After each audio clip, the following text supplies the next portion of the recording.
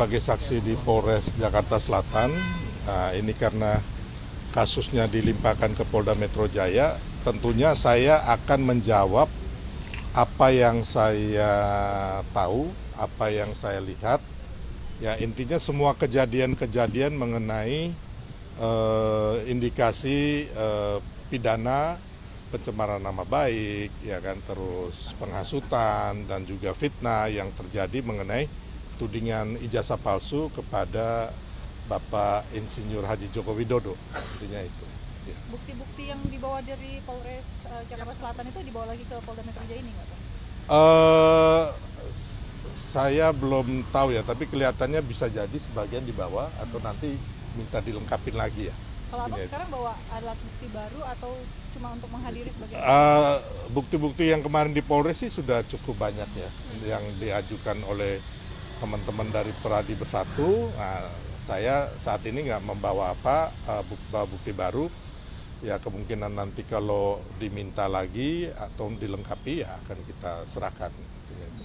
Pak, ini kan dari 6 laporan, 4 diantaranya sudah masuk ke penyidikan tapi belum dilengkapi. Ada penyidikan. Ya. Ya, saya pikir sebenarnya isu ijazah palsu dan juga isu pemaksulan ini udah game over ya, udah selesai ya kan. Tinggal kita lihat drama-drama dan telenovela yang akan terjadi mulai nanti penyidikan, terus ditetapkan para tersangka, mungkin lebih banyak dari 5 nih, ya kan. Nah, itu kewenangan penyidik. Setelah itu nanti ada terdakwa dan juga narapidananya siapa gitu loh. Jadi karena apa? Karena kalau saya sebagai masyarakat juga, ya kan, termasuk juga saya orang hukum juga, yang saya lihat bahwa tudingan terhadap ijazah palsu ini bukti-buktinya dari pihak yang menuding atau pihak yang menggugat ya, itu nggak ada sama sekali ya. Sampai hari ini, dari awal sampai hari ini, saya meyakini bukti-bukti itu nol besar. Kenapa nol besar? Karena ini kan hanya drama dan narasi yang dimainkan. Contohnya, yang mereka teliti itu apa? Ya kan? Selama ini kita ini sebenarnya lupa bahwa yang diteliti itu bukan ijazah palsu yang original atau ijazah asli. Tapi yang original juga kan, ya kan?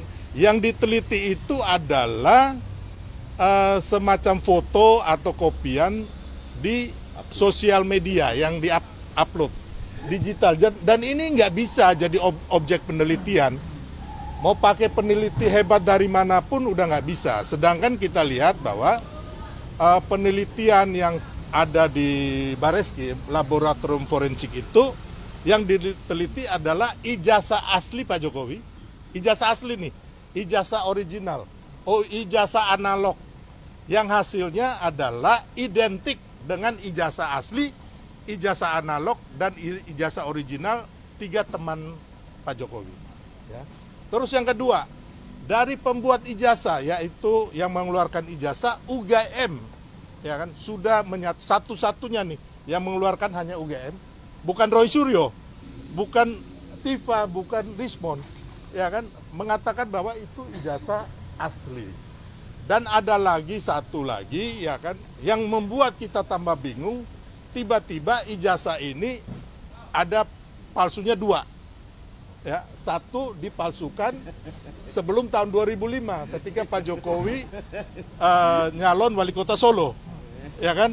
Nah, itu dituduhkan UGM yang memalsukan. Kenapa? Mereka menggeruduk UGM, ya kan? Mereka menggugat UGM. Tiba-tiba muncul lagi Bitor Suryadi, entah makhluk ini datang dari mana, ya kan, yang tidak mempunyai bukti, tidak mempunyai fakta-fakta hukum, mengatakan bahwa ijazah ini dipalsukan di Pasar Pramuka tahun 2012. Bukan hanya ijazah, ya kan, termasuk segala macam lah untuk pencalonan gubernur ya. Jadi kan kalau umpama menurut saya, harusnya kalau yang mau dipalsukan hanya sekali. Ya kan, tahun 2005 itu. Tahun 2012 itu kan untuk pencalonan gubernur tinggal di copy paste. Gitu. Jadi kembali lagi saya bilang, isu ijazah palsu ini menurut saya sudah game over, termasuk isu pemaksulan. Ya kan? Karena apa?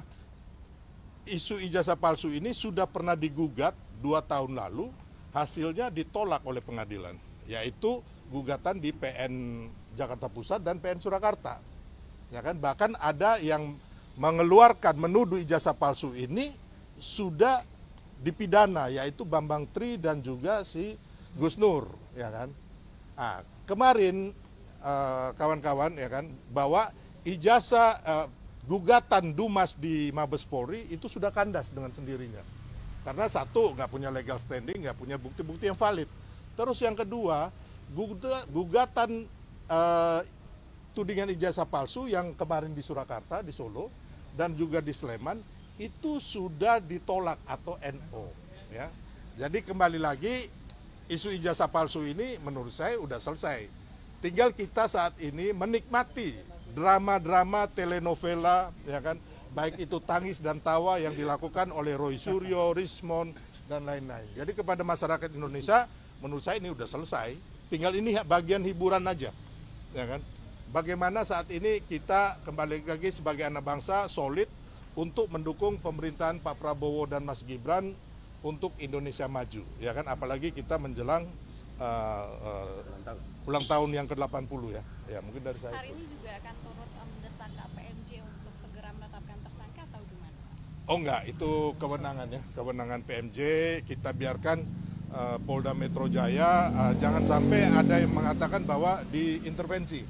Karena menurut saya tanpa intervensi atau tanpa dorongan kita melihat indikasi pidana-pidana yang terjadi, fakta-fakta hukumnya, ini nggak ada yang bisa mengelak ini. Kalau menurut saya sih tidak mendahului Tuhan ya, ini udah hampir kalau katanya Roy Suryo 11.000 triliun masuk penjara. Ini ya.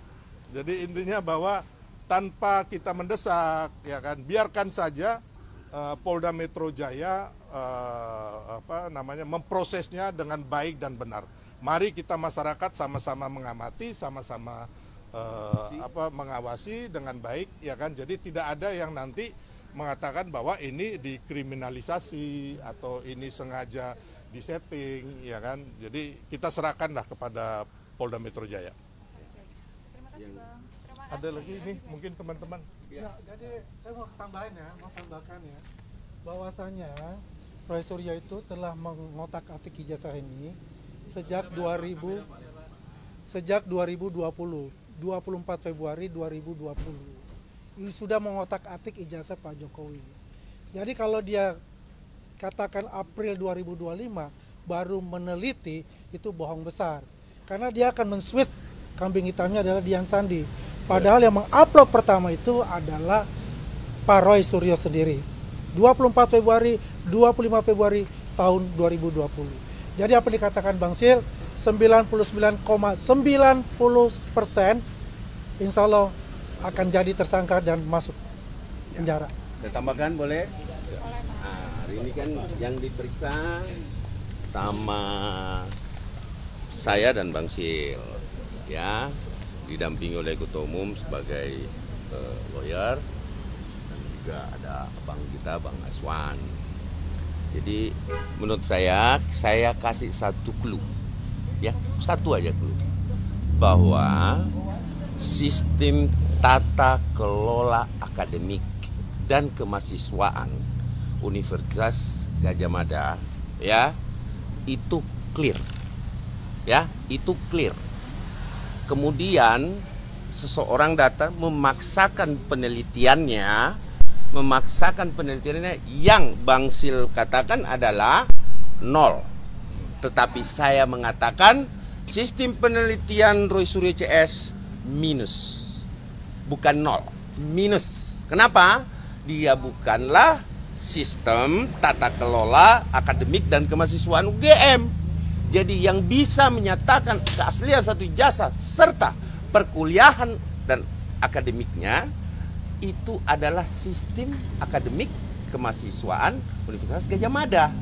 Sehingga teman-teman kita lihat episode ini. Setelah ini kami kembali lagi. Oke, setelah pemeriksaan. Ada tambahan, Ketum? Ya, tambahan satu aja. Soal ijazah Jokowi. Soal ijazah Jokowi ini sudah berakhir.